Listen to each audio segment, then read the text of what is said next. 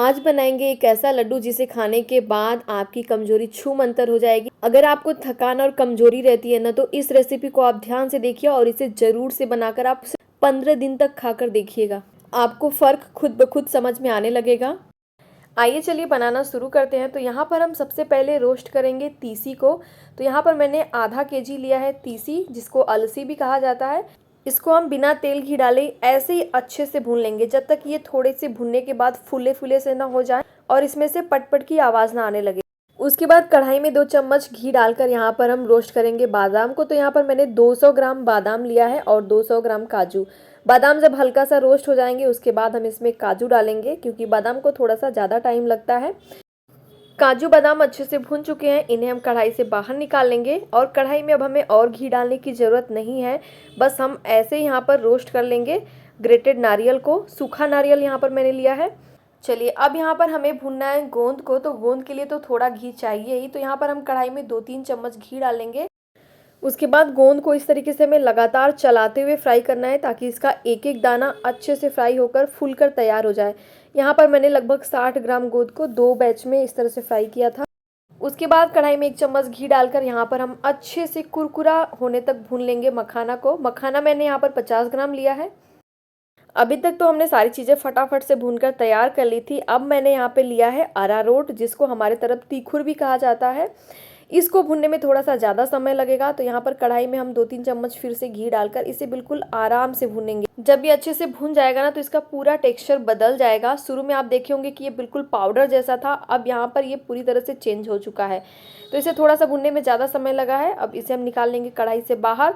और तीसी को हमने ऐसे ही भुना था ना, बिना घी डाले ही। तो यहाँ पर हम फिर से कढ़ाई में 2-3 चम्मच घी डालकर तीसी को भी थोड़ा सा भून लेंगे 2 से 3 मिनट तक, क्योंकि ये पहले से भुनी हुई है। तो इसे हमें ज़्यादा नहीं भूनना है, बस एक अच्छा सा सौंधा स्वाद के लिए यहाँ पर हम घी में इसे फिर से भून लेंगे। इस लड्डू को आप चाहें तो सिर्फ गुड़ से बना सकते हैं या सिर्फ चीनी से बना सकते हैं, या आप दोनों का इस्तेमाल कर सकते हैं। तो यहाँ पर मैंने आधा केजी गुड़ को 2 टेबल स्पून पानी डालकर मेल्ट होने के लिए रख दिया है। इसे हमें ज़्यादा पकाना नहीं है, गाढ़ा नहीं करना है, बस ये हल्का सा एक उबाल आ जाएगा उतने तक इसे हमें पका लेना। अब सारी भुनी हुई चीज़ों को हमें एक बड़ी थाली में ले लेना है। तो यहाँ पर मैंने तीसी, तीखुर और सारे ड्राई फ्रूट को मैंने यहाँ पर दरदरा पीस कर ले लिया है। अगर आप चाहें ना तो ड्राई फ्रूट को थोड़ा सा और दरदरा रख सकते हैं, क्योंकि फिर लड्डू में इनका टेस्ट ना और भी ज़्यादा बढ़िया आता है खाने में। काजू बादाम थोड़े से यहाँ पर मेरे बारीक पीस गए हैं, इसे और ज़्यादा मोटा मोटा पीसेंगे तो और भी अच्छा रहेगा। और यहाँ पर ड्राई फ्रूट में मैंने किशमिश भी लिया है, जो कि इसको भुनना वगैरह नहीं था।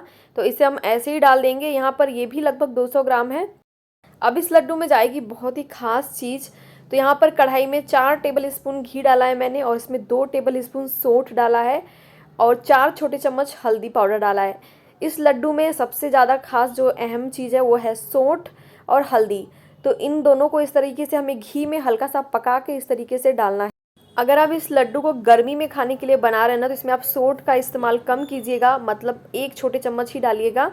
हाँ, अगर ठंडी में बना रहे हैं तो इसमें आप सौंठ भरपूर मात्रा में इस तरीके से डाल सकते हैं। इस लड्डू को नई नई माँ को भी बनाकर खिलाया जाता है। जब वो माँ बनी रहती है ना, तो फिर गर्मी हो या सर्दी हो, इस तरीके से इसमें हल्दी और सौंठ डालकर ही बनाया जाता है, क्योंकि ये सारी चीज़ें उनके लिए बहुत ही फायदेमंद होती हैं।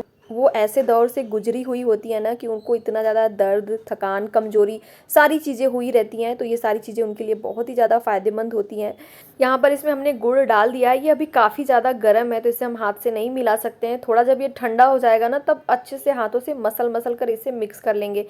ये थोड़ा सा कम मीठा लग रहा था ना, तो यहाँ पर मैंने आधा कप पिसी हुई चीनी भी इसमें डाल दी है, जिसकी वजह से काफ़ी ज़्यादा ड्राई हो चुका है। तो अब यहाँ पर हम डालेंगे इसमें घी। उतना घी हमें डालना है जितने में कि ये बांधने लायक न हो जाए। मेरे ससुराल में इस लड्डू को ना ज़्यादातर चीनी में ही बनाते हैं, मतलब चीनी पाउडर इसमें मिलाएंगे और फिर इसमें ढेर सारा घी डालकर इसे मिक्स करेंगे ताकि ये बांधने लायक हो जाए।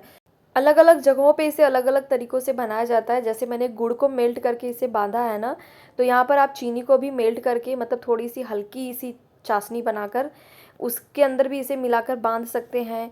या तो जैसे मैंने बताया कि मेरे ससुराल में बनाया जाता है, पूरा घी में इसे बांधा जाता है, तो वैसे भी बना सकते हैं। या तो आप मेरी तरह से थोड़ा सा गुड़, चीनी का भी इस्तेमाल कर सकते हैं और थोड़ा घी का भी, सारी चीज़ें बराबर। इसे जैसे भी बनाइए इतना ज़्यादा स्वादिष्ट लगता है ना कि हर कोई खाना इसे पसंद करेगा, किसी को कमजोरी थकान हो या ना हो। आप इसे बनाकर तो देखिएगा, घर में सभी लोग इसे खाकर सफा चट कर देंगे, आपको फिर से बनाने के लिए बोलेंगे। तो अगर आपको मेरी आज की रेसिपी अच्छी लगी हो तो प्लीज़ वीडियो को लाइक करके ही जाइएगा। फिर मिलेंगे आपसे नेक्स्ट वीडियो में।